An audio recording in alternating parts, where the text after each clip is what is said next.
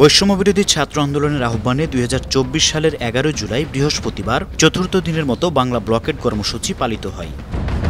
সরকারি চাকরিতে নিয়োগের ক্ষেত্রে সব গ্রেডে বৈষম্যমূলক ও অযৌক্তিক কোটা বাতিলের দাবিতে ১ জুলাই থেকে শুরু হওয়া আন্দোলনের ১১তম দিন ছিল সেদিন।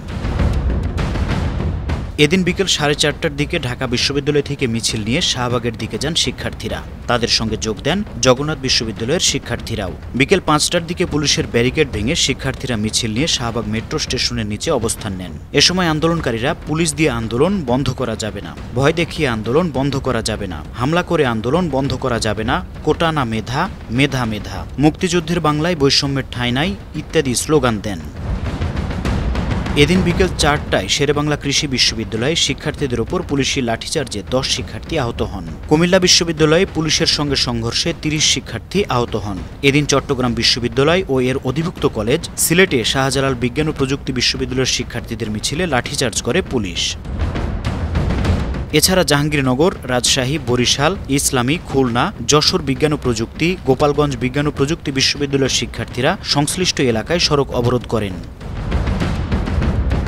পুলিশের হামলার প্রতিবাদে শুক্রবার ১২ জুলাই সারা দেশে বিক্ষোভ সমাবেশ ঘোষণা করেন বৈষম্যবিরোধী ছাত্র আন্দোলনের নেতারা। আন্দোলন চলবে এবং আজকে আমাদের সংবাদ সম্মেলনের মাধ্যমে এটাই জানানোর উদ্দেশ্য যে আমরা থামছি না, আমাদের আন্দোলন চলবে। আওয়ামী লীগের সাধারণ সম্পাদক ওবায়দুল কাদের বলেন, কোটা বিরোধী আন্দোলনকে সরকার বিরোধী আন্দোলন বানানোর চেষ্টা করা হচ্ছে। কিন্তু এই শক্তি ও আবেগকে পুঁজি করে কোনো মহল যদি দেশে অরাজক পরিস্থিতি, অস্থিতিশীলতা সৃষ্টি করতে চায় তাহলে সরকারকে অবশ্যই আইন অনুযায়ী ব্যবস্থা নিতে হবে।